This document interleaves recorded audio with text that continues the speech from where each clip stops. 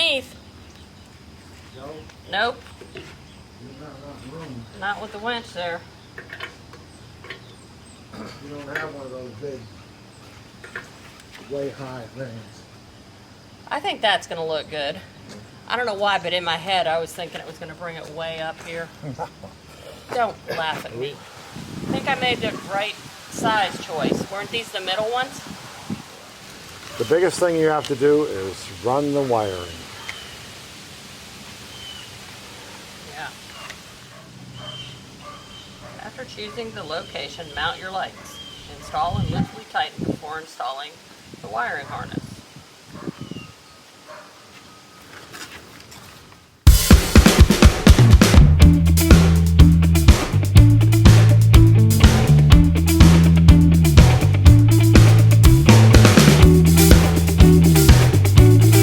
Because I was a mechanic, but I didn't work with no electrical stuff.